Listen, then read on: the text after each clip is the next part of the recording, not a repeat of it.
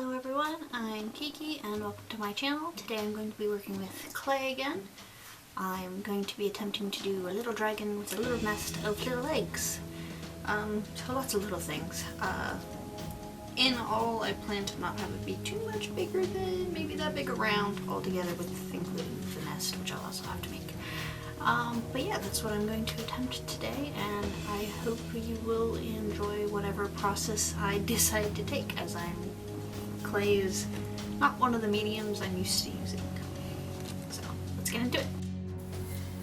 So when designing this, I had the inspiration from a Deviantart artist whose username is Dragons and Beasties, who does these really, really adorable little clay dragons, and sometimes they have them holding little D20s, and they're absolutely adorable. So that's kind of the design inspiration that I had.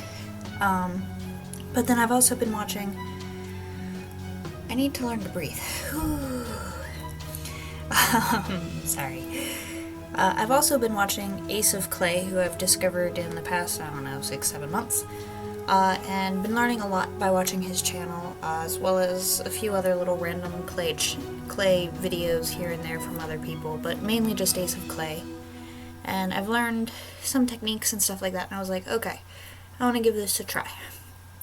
So I was like, I want to make a little dragon, and then I was like, I want to make one sort of kind of like Dragons and Beasties, but, you know, still my own. And so I just sort of started and did my best, you know, trying to remember all of the little tips and tricks that Ace of Clay would use in his videos, and just generally trying to remember how Dragons and Beasties dragons look. I didn't actually look at any of their dragons while doing this, just because I didn't want to copy. I just wanted it to be an inspiration from my own memory. And some of it was a little bit more difficult than others. It's like, I kind of wish I did this instead of that. Like with the body, I wish I did put a little bit of wire in it, a little bit, just to keep the torso upright, because it did end up drooping a little bit more than I had wanted it to, especially once I put the head on. There were also a few moments of, you know, how much detail do I want to put on? Do I want to, you know, go, you know, for all of these extra little, you know, do I want to put like armor plates on it? Do I want to put like little tufts of fur on it? You know, how much do I want to do? How much do I not want to do? You know, how much is too much? How much is too little? And I think I found a nice little spot to settle in. You'll see I put like little rings on the tail to start, and then I was gonna try and incorporate it, and then I just didn't like it, so I took those off and I fixed it up. But I'm pretty happy with how it all came out. Trying to get the scaling texture that I did end up putting on was difficult, just because the clay was softer, so every time I would change position of how I was holding it to put the texture on somewhere else, I would end up, you know, unfortunately smooshing out the texture wherever I happened to be holding it, no matter how gently I was trying to do so. But I still got a decent enough texture to my little dragon. And I didn't actually figure out what colors I was going to use until I actually put the color on it. I honestly had no idea what kind of dragon it was. And you'll see that I end up going with sort of a metallic purple and sort of mix it with a watered down metallic blue, which sort of gives it a sort of shifty color shifty. I sort of made my own color shift, essentially. It's not as good as actual color shift paint, but for a homemade version, I suppose it's pretty good. The mane that my little dragon has, I'm not sure when I get around to putting that on. But I had no idea what color to do the fur tufts, and I probably messed around about an hour off camera just changing the color one after another, and I was like, this is probably really boring, so I'm just gonna turn the camera off. And then I just eventually settled for painting it all black, and then sort of putting a silvery purple touch to it, like a silvery purple, I don't know, highlight. And I think that worked out really nice.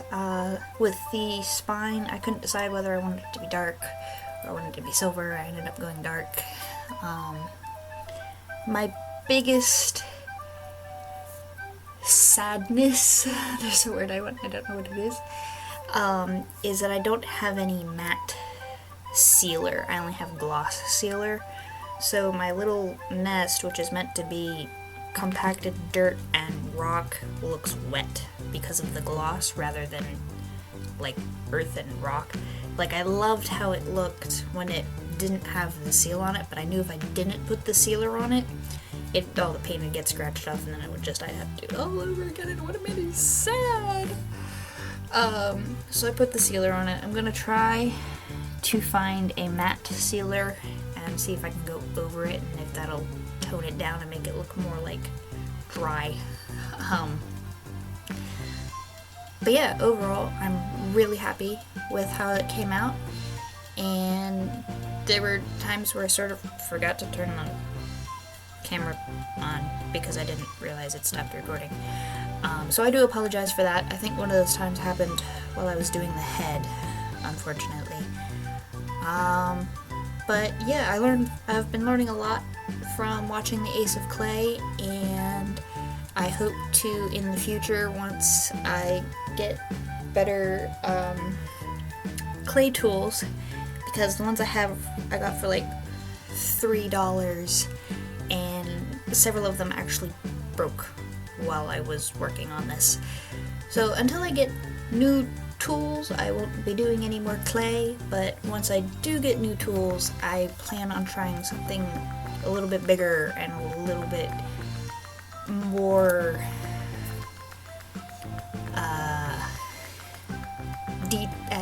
detailed, more, there's a word I want for it. Challenging is not quite the word I want, but we'll go with that. More challenging.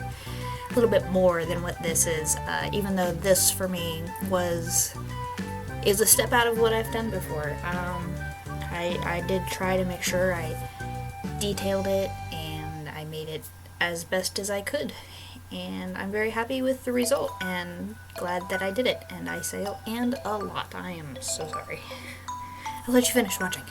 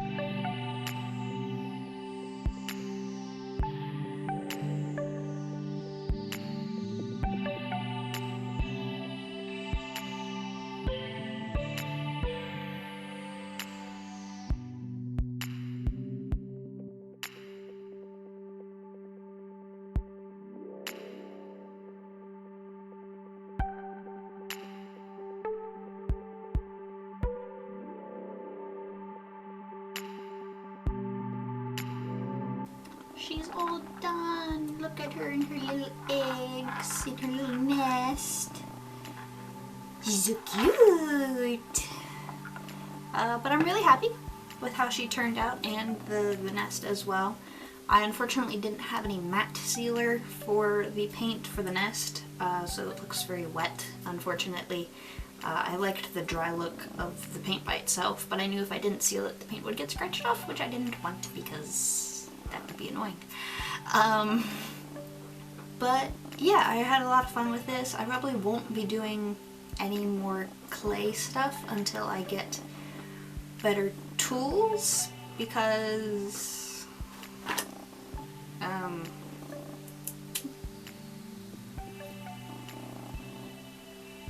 yeah. So I got these for like $3 at Hobby Lobby. But yeah, so until I get tools that don't break with just a slight amount of pressure on them, I'm probably not going to be working with clay again. Till then. But I did have fun with this, and I enjoyed trying out some of the things that I learned from watching Ace of Clay, and I enjoyed making my little dragon, and I hope you enjoyed watching me. And I think there was a point, I think it might have been with the head, I stopped recording and I forgot to start recording again, so like there's this whole section that was missed. Oh no, it was when I was painting the hair. I think that's what was missed. I don't know. I'll figure it out when I go to edit. But if you enjoyed this, then please check out my other videos. If you enjoy those, hit the like button and the subscribe button. And if you hit the subscribe button, don't forget to ring the bell. And I hope to see you around on my art journey. Until then, bye.